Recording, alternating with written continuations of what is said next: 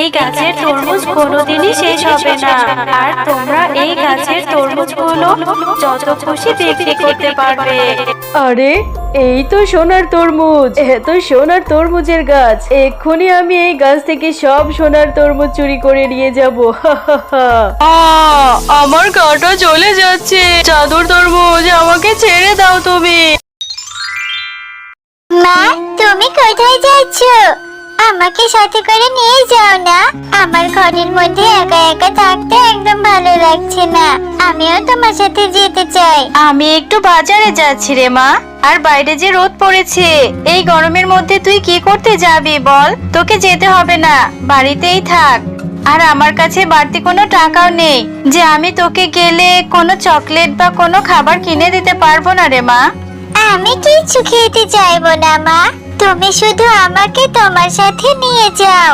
আর আমি তোমার সাথে গেলে আমার একটু ঘোরাও হয়ে যাবে। তুমি তো আমায় কখনো কোথাও ঘুরতে নিয়ে যাও না মা। এরপর মিনা তার মায়ের সাথে বাজারে যায়। তার মা যখন বাজার করছিল তখন মিনা পাশের দোকানের তরমুজের দিকে একধেয়ে তাকিয়ে তাকিয়ে দেখছিল। মা, ওই দেখো না, পাশের দোকানে কতগুলো তরমুজ দেখা যাচ্ছে। ওই তরমুজগুলো নিশ্চয়ই খেতে অনেক মজা হবে, তাই না মা? তুমি কি আমায় একটা তরমুজ কিনে দেবে মা? মিনা, এই জন্যই তো আমি তোকে আনতে চাইনি। আমি জানি তুই এসে এরকম বায়না ধরবি। আমার কাছে যা টাকা আছে সেগুলো দিয়ে তো বাজারই করতে পারবো না। আর একটা তরমুজের অনেক টাকা দাম মা, আমরা কিভাবে কিনে খাবো? আচ্ছা মা, তুমি আমাকে বলো তো, একটা তরমুজের দাম কয় টাকা? কেন রে মিনা, তুই তরমুজের দাম জিজ্ঞাসা করছিস কেন? তরমুজের দাম শুনে কি করবি? একটা তরমুজের দাম তো 200 টাকা। মা, আমি না কিছু টাকা জমিয়েছি। তুমি স্কুলে যাওয়ার সময় আমাকে যে কিছু করে টাকা দিতে, সেই টাকাগুলো না খেয়ে জমিয়েছি। কি বলছিস মিনা? তুই আবার টাকা জমিয়েছিস? তা কত টাকা জমিয়েছিস? তোমার বিশ্বাস হচ্ছে না তো? আচ্ছা ঠিক আছে, আমি নিয়ে আসছি, দাঁড়াও, দেখলেই বিশ্বাস করবে। এরপর মিনা তার ঘর থেকে তার জমানো টাকার থলেটা এনে তার মাকে দেয়। এই নাও মা, দেখো তো এখানে কি 200 টাকা আছে নাকি? হ্যাঁ রে মিনা, এখানে তো দেখছি 200 টাকার থেকে অনেক বেশি আছে। এতগুলো টাকা তুই কিভাবে জমালি রে মা? এই টাকাগুলো জমাতে তো তোর অনেক দিন লেগেছে।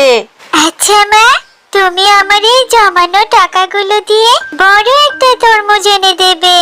তারপর আমি মন ভরে অনেক তরমুজ খাবো। আচ্ছা মিনা, ঠিক আছে, আমি আজকেই যাব আর অনেক বড় একটা তরমুজ এনে দেব তোকে। এরপর শেফা শিয়ালিনী তার মেয়ের জমানো টাকাগুলো নিয়ে তরমুজ কেনার জন্য চলে যায়। আচ্ছা সিংহ মামা, তোমার দোকানের সব থেকে বড় তরমুজটা কয় টাকা?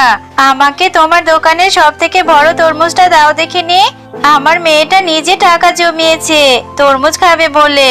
এরপর শেফা শিয়ালিনী বড় একটা তরমুজ তার মেয়ের জন্য কিনে নিয়ে যায়। আরে ওই তো দেখা যাচ্ছে শেফা শিয়ালিনী বড় একটা তরমুজ নিয়ে আসছে। এত টাকা কোথায় পেলো? কি রে শেফা, এই তরমুজ কোত্থেকে আনলি? আরে বাঘিনী মাম্মি যে, তরমুজটা বাজার থেকে কিনে নিয়ে এলাম, আমার মেয়ে খেতে চেয়েছে তাই। বাহ, কতদিন ধরে একটা তরমুজ খেতে ইচ্ছে করছে। এবার শেফাকে মিথ্যে কথা বলে ওর তরমুজটা আমি নিজেই খাবো। আরে শেফা দাঁড়া, যাচ্ছিস কোথায়? ঠিক তো দিব্যি খেয়ে দে ভালোই আছিস। তোর বৃদ্ধ মাটার কি খোঁজ খবর রাখিস? তোর মা যে খুবই অসুস্থ, তোকে যেতে বলেছে। তোকে নাকি খুব দেখতে ইচ্ছে করেছে। এটা তুমি কি বলছো বাঘিনী মামি? আমার মা অসুস্থ? আমি এক্ষুনি যাচ্ছি, কিন্তু এই তরমুজটা যে আমার মেয়ের কাছে দিতেই হবে। আমার মেয়েটা যে তরমুজ খাওয়ার আশায় বসে আছে। আরে শেফা, তুই এটা নিয়ে চিন্তা করিস না একদম। তুই তরমুজটা আমার বাড়িতে রেখে যা, আমি এক্ষুনি তোর মেয়ের কাছে তরমুজটা পৌঁছে দিয়ে আসবো। তুই তাড়াতাড়ি তোর মায়ের কাছে যা। তুমি খুব ভালো গো বাঘিনী মামি। ঠিক আছে, আমি তোমার এখানে রেখে যাচ্ছি। তুমি আমার মেয়েটাকে তরমুজটা দিয়ে এসো, আর আমি আমার মাকে দেখে আসি। এরপর শেফা শিয়ালিনী তরমুজটি বাঘিনীর বাড়িতে রেখে তার বৃদ্ধ মাকে দেখতে যায়। মা, তুমি কেমন আছো? তোমার শরীরটা ঠিক আছে তো? শুনলাম তুমি নাকি অসুস্থ। বাঘিনী মামি আমাকে বলল, তাই ছুটে চলে এলাম তোমাকে দেখতে। হ্যাঁ রে মা, এসেছিস, ভালো করেছিস।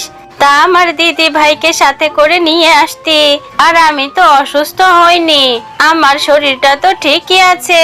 তুমি ঠিক আছো? তুমি অসুস্থ হওনি? তাহলে বাঘিনী মামি আমাকে মিথ্যা কথা কেন বললো? আমার এক্ষুনি বাড়িতে যেতে হবে। আমার মেয়েটাকে আমি একা রেখে এসেছি। আমি তাহলে আজকে যাই মা, অন্য একদিন আসবো। কে বলি না এলি, এক্ষুনি চলে যাবি? একটু জল খাবার তো খেয়ে যা। সাবধানে যাস মা, আবার আসার সময় মিনা দিদি ভাইকে নিয়ে আসবি কিন্তু।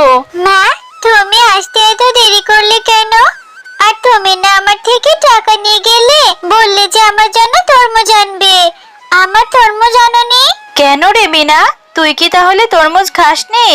আমি যে বাঘিনী মামির কাছে তরমুজ কিনে পাঠিয়ে দিলাম, তাহলে কি বাঘিনী মামি তোকে তরমুজটা দিয়ে যায়নি? কই না তো, আমাকে তো কেউই তরমুজ দিয়ে যায়নি। আমি তো সেই কখন থেকে উঠোনে তোমার জন্য বসে আছি। তুমি তরমুজ আনবে আর আমি খাবো। তাহলে বাঘিনী মামি হয়তো আমাকে মিথ্যে কথা বলে ঠকিয়ে তরমুজটা নিজেরাই খেয়ে নিয়েছে। থাক মা, তুই মন খারাপ করিস না, আমি টাকা জমিয়ে তোকে তরমুজ কিনে দেব। আচ্ছা ঠিক আছে, তরমুজ তো খাওয়াই হলো না। আমি তাহলে মাঠে গিয়ে বন্ধুদের সাথে একটু খেলা করে আসি। ঠিক আছে যা, কিন্তু সন্ধে হওয়ার আগে তাড়াতাড়ি বাড়িতে ফিরে আসবি কিন্তু। বিনা, তোরা তরমুজ খেয়েছিস আর তরমুজের বীজ আর খোসাগুলো ফেলে রেখেছিস। আমি তাহলে এই বীজগুলো নিয়ে যাই, তারপর বাড়ির উঠোনে লাগিয়ে দেব। অনেক তরমুজ হবে। ঠিক আছে মিনা, তুই এগুলো নিয়ে যা। আর মা এগুলো তো ফেলে দিয়েছিল। এরপর মিনা ফেলে রাখা সেই তরমুজের বীজগুলো উঠিয়ে বাড়িতে নিয়ে যায় আর বাড়িতে গিয়ে তার উঠোনে রোপণ করতে থাকে। আরে মিনা, তুই এগুলো কি রোপণ করলি? আর এগুলো তুই কোথায় পেলি? মা, আমি যখন বিনাদের বাড়ির সামনে দিয়ে বাসায় ফিরছিলাম, তখন আমি ওদের বাড়ির সামনে কিছু তরমুজের খোসা ও বীজ পেয়েছি। আর সেই বীজগুলো বাড়িতে নিয়ে এসে রোপণ করেছি। এর থেকে গাছ হবে, তরমুজ হবে, আর আমি মন ভরে তরমুজ খাবো। ও, আমার টাকার কেনা তরমুজ খেয়ে বীজগুলো আর খোসাগুলো ওখানে ফেলে রেখেছে, আর সেগুলোতে কুড়িয়ে নিয়ে এসেছিস? পাগলি কোথাকার!